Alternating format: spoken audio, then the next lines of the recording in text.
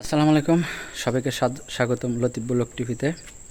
আমি আজকে আসলাম আপনাদেরকে জানাবো কলিং বিষয় সম্পর্কে। কলিং বিষয়ে শুরু থেকে জানিয়ে আসছি এবং কি শেষ পর্যন্ত জানাবো। অনেক ভাই কমেন্টে লেগেছে, ভাই শুনেছে 23 তারিখে বলে মালয়েশিয়া মিটিং হয়েছে, বাংলাদেশে মন্ত্রণালয় আর মালয়েশিয়া সরকারের সাথে মিটিং হয়েছে 23 তারিখে। এই মিটিংয়ে বলে মেয়াদ বাড়ানো হয়েছে। অনেক ভাই কমেন্ট করেছে বা তারা অনেক নিউজে এরকম খবর শোনাইবার লাগছে বা শোনা যায় আর কি। তবে যাই হোক ভাই, আমি ইনশাআল্লাহ মালয়েশিয়ায় থাকি আলহামদুলিল্লাহ আজকে 13 বছর। তবে এই ধরনের খবর এখনও পাইনি, হয়তো মিটিং হয়েছে নাকি তাও সঠিক এই খবর পাইনি।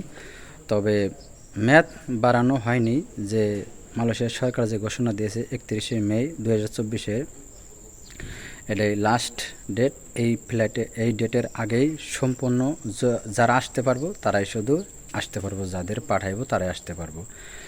31শে মের পরে আর কোনো লোক মালয়েশিয়ায় প্রবেশ করতে পারবো না, এবং কি মালয়েশিয়ার সরকার প্রবেশ করতে দেব না, ইমিগ্রেশন পারি হইতে দেব না মালয়েশিয়া থেকে। বাংলাদেশ থেকে যদি ফ্লাইটও দেয় ওই ফ্লাইটগুলো সব ফেরত দিয়ে দেব। যাই হোক, এক ভাই কমেন্টে লেগেছে, ভাই 23 তারিখ একটা মিটিং হয়েছে, তো ওই মিটিংয়ে বলে তার দালালে মিটিংয়ে বলে মেয়াদ বাড়ানো হয়েছে। তার দালালে বলছে বলে মেয়াদ বাড়ানো হয়েছে আরও 21 দিন। যাই হোক ভাই, আপনার উদ্দেশ্য করে বলি, তবে এই ধরনের খবর, এই ধরনের কথা ভিত্তিহীন। দালাল আপনাকে সান্ত্বনা দেওয়ার জন্য বলছে। যাই হোক, আপনি দালালের কথা শুনবেন না, আপনি অফিসে যোগাযোগ করুন বা আপনি অতি তাড়াতাড়ি দালালের সাথে যোগাযোগ করে আপনি আসার চেষ্টা করুন। তা না হলে আপনি টাকা ফেরত নিয়ে যান। কোনো মেয়াদ বাড়ানো হয়নি। যাই হোক ভাই, আপনার আশা করি আপনার কমেন্টের উত্তর দিয়েছি। এরপরে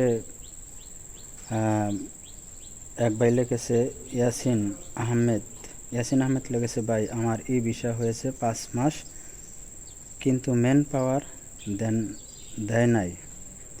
আমি আজকে কথা বলছি, দালালে বলছে হবে। আসলে কি যাইতে পারবো? প্লিজ জানাবেন। ভাই, 5 মাস যখন আপনার হয়ে গেছে, এই ভিসা হাতে পাইছেন, তবে এটার আমি এখন কি বলবো, কারণ আপনার এই ভিসার মেয়াদ হয়তো শেষ। আর যদি দালালে যদি অ্যাপ্লাই করে থাকে তাহলে হয়তো মেয়াদ বাইরে থাকতে পারে, কিন্তু এটা দালাল বলতে পারো। কারণ আপনার মেডিকেলের থেকে এই ভিসা পর্যন্ত সব কিছুই কাজ কমপ্লিট, 3 মাসের ভিতরে আপনার মালয়েশিয়া প্রবেশ করতে হবে। এরপরও যদি কারো কোনো কারণবশত কাজ সম্পন্ন না হয় বা না করে অফিস থেকে, তাহলে তারা মেয়াদ বাড়ায় আবেদন করে।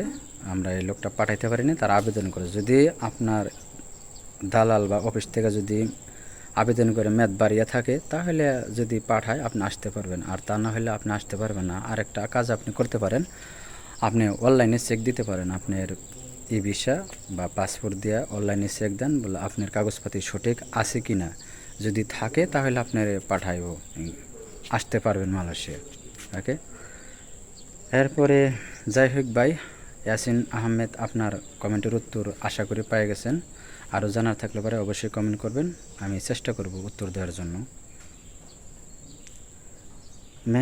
আরেক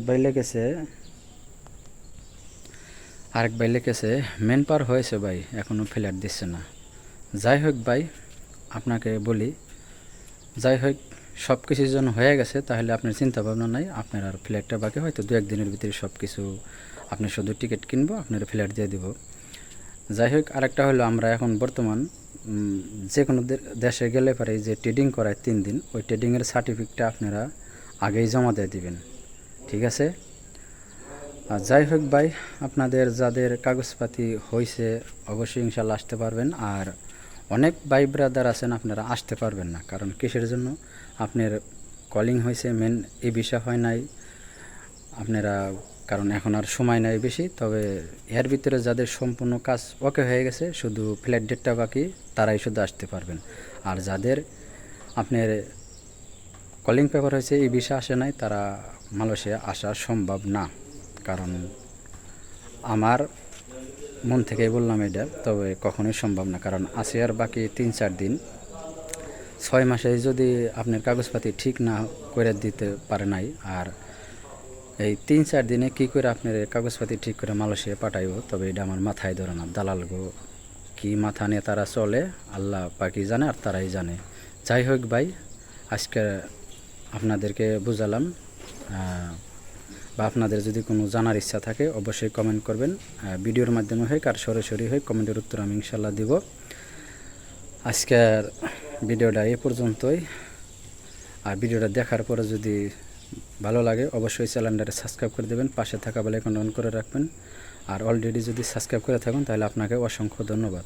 পেজ থেকে দেখলে পেজটা ফলো দিয়ে বেশি বেশি শেয়ার করে সবাইকে দেখার সুযোগ করে দিবেন। সবাই ভালো থাকবেন, সুস্থ থাকবেন, দেখা হবে নতুন কোনো অন্য ভিডিওতে। আল্লাহ হাফেজ।